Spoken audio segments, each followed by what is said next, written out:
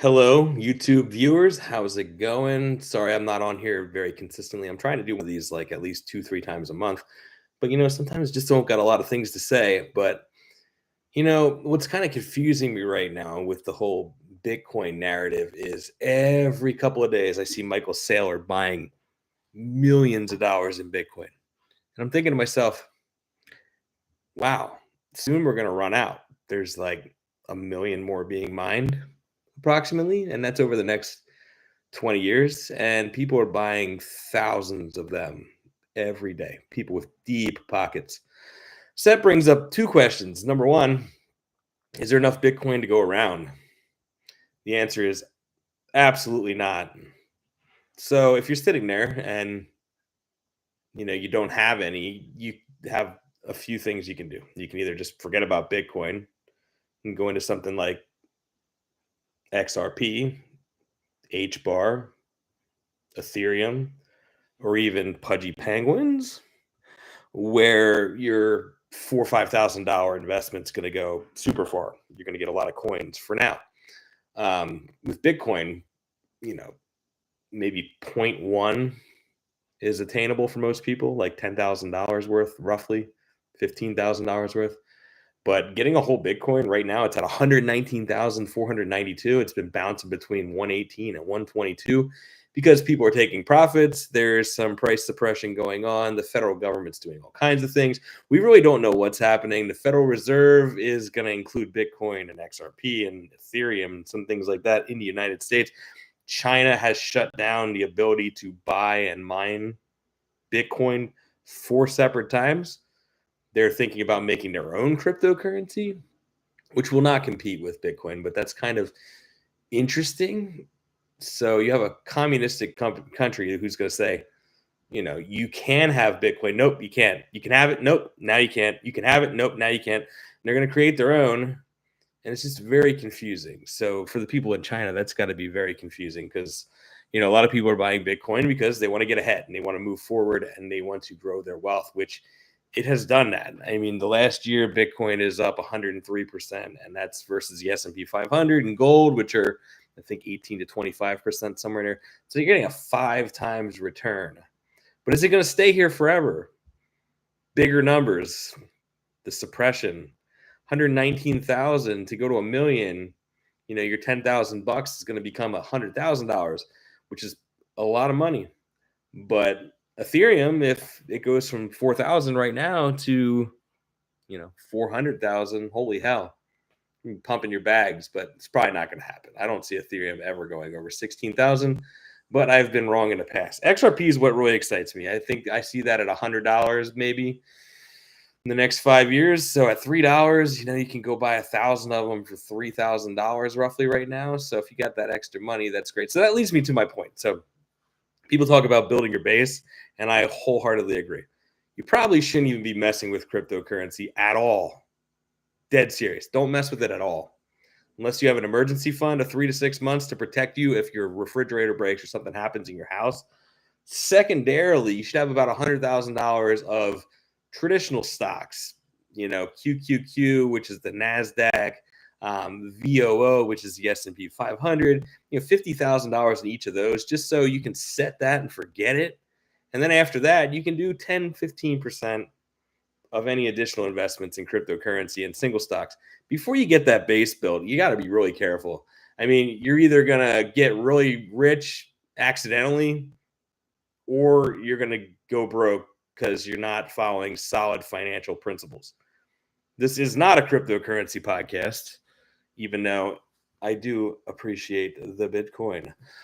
So I'm trying to give you guys sound advice. So I think that is the big thing, the big take-home message right now. Build your base, make sure you have an emergency fund, and then go crazy on cryptocurrency if you want to. So yeah, I did mention Pudgy Penguins. I keep almost saying pandas. It's Pudgy Penguins.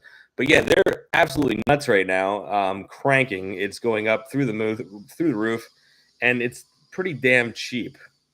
So it's one of those things where, it is okay to pick a couple altcoins or coins that are not super popular, but you want to stick with mostly Bitcoin, XRP, and Ethereum if you can, because those are the ones that are going to continue moving you in the right direction of building wealth. and they're most likely to continue providing 20, 30, 40, 50, 60% annualized returns. I have to shut this door.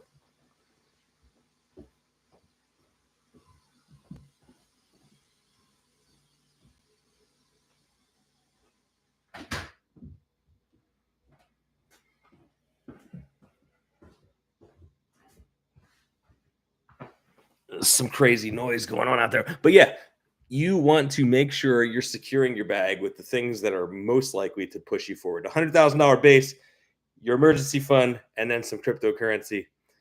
If I was talking to somebody right now and they said, "Hey, I have $1,000 to invest," I'd be looking at just XRP and Ethereum. I wouldn't even be messing with Bitcoin.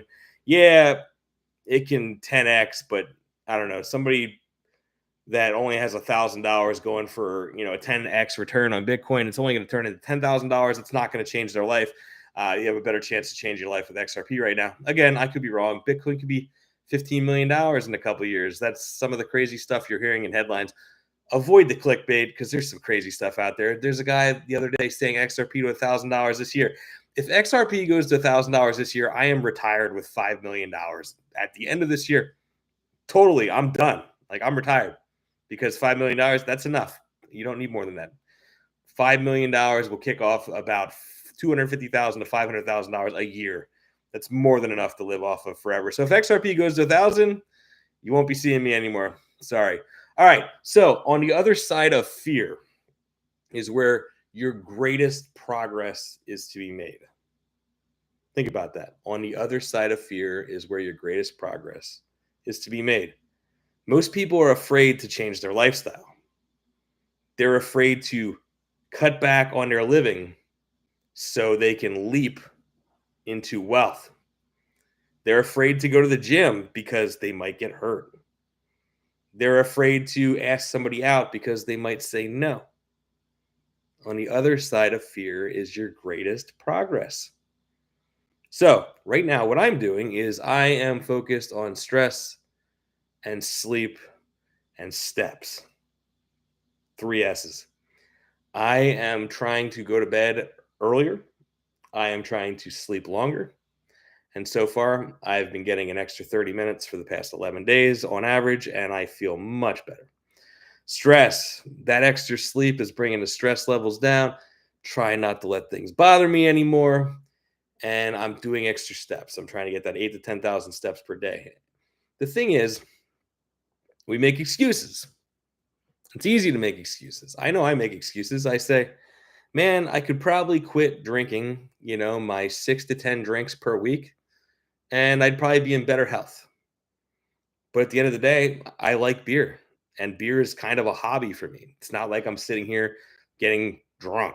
I'm sitting here 2 or 3 days a week having 2 or 3 drinks, maybe 4 on a longer day. And yeah, that's the low hanging fruit. That's the one thing where I could probably get healthier if I gave that up. But right now, I'm not wanting to. But I'm doing the steps, I'm doing the strength training, I'm focusing on sleep. I am living a healthy lifestyle outside of the beers and the occasional rum drink. So for now, I say that's okay. But I know eventually I'm going to get to a point where I'm going to have to cut that down to maybe 1 day a week. I don't think I'm ever going to stop drinking. I just don't think that's my thing because I don't really have a problem with it. People that can't go through a day without drinking 6 to 12 drinks, you should probably figure that out, get some help, and try and get off it. I mean, I've seen that, with people in my family. They can't go a day without drinking. It will ruin your life. But yeah, if you can drink a couple drinks and stop when you want to, and you don't need to wake up and do it, it's probably okay, or it's at least manageable. It's not for everybody. Don't start if you didn't start, but if you do it correctly and you do it as a hobby, I think you're okay. So, also, I wanted to talk about a little bit of music. Halestorm, new album called Everest out this week. Mixed reviews online. I personally listened to it the first time and I was kind of like, yeah, this is decent. It's a 7 out of 10. You know what? I've went through it about 4 times now, and I have to say I love it. Lizzie and the guys, Joe and RJ, they're doing great, cranking through. They've been around forever. Halestorm, York, Pennsylvania, local to my area, and the album is fabulous. Good Charlotte put out a decent album this weekend. I was like, holy hell, I didn't even know those guys were still doing it. But yeah, first album, I think in 7 years. And yeah, it was very good. It was very good Charlotte. It was a mix of, punk and pop and everything put together. Last one, it's a surprising one, Baby Metal. Some crazy collaborations with people like Slaughter to Prevail and Polyphia. And yeah, I would definitely check that out. They are singing in another language and they sound awesome though. But don't expect to understand the lyrics unless you speak that language. But yeah, lastly, I'm reading a book called The Alchemy, which is a new release, New York Times bestseller. And it is 100 days of journaling practice where each day gives you a prompt. So I'm kind of working through that right now because I think putting mind to pen and pen to paper is one of the best ways to brain dump. And I don't think typing it on a computer necessarily does it the same way. I think you have to actually write it down, much like spoken word. I think, getting it out and regurgitating and pushing this information out there. I think it's good for me because it reminds me that I'm moving in the right direction and I want to continue helping other people move in the right direction. And that has been my game lately. I'm removing people from my life that I haven't talked to in 10, 12, 13 years. All social media, just cut and dry, gone. Because if you're not interacting with me and I'm not interacting with you, there's no reason that we have to pretend that we're friends. Like we might have been friends at one point. We might be cool with each other, but you only have so much space in your brain and in your time to get together with people and to make an impact. And my point at this point in my life, my goal is to make the greatest impact I possibly can. Because hey, I don't know, if I got 30 years left, 40 years left of life, and I got 10 to 15, 20 more years of working and making an impact through what I do with fitness and mindset and coaching and finance, I want to make sure I'm making the greatest impact ever. So if this show impacts you in any way, share it with your friends, because every week going forward, I'm going to do my best to provide high quality information that will help you move forward. Just simple 2 things that we said in this podcast today. $100,000 base, 3 to 6 month emergency fund. That's number 1. If you do that, your life improves. If you're not there, if you do that in the next 2-3 years, your life improves crazily. Don't know if it's a word. Second, the 3 S's: sleep, stress, and steps. If you start improving your sleep, you're minimizing your bad stress, and improving your steps today, your life improves.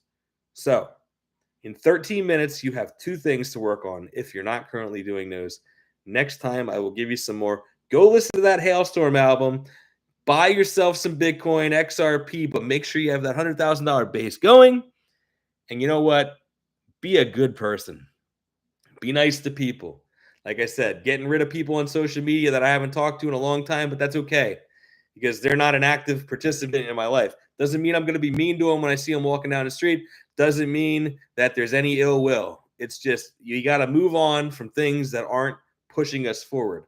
So I want you today to hold the hands of the people that are in your life and help them move forward with you. Together, we go further. I'm Mike. Peace out.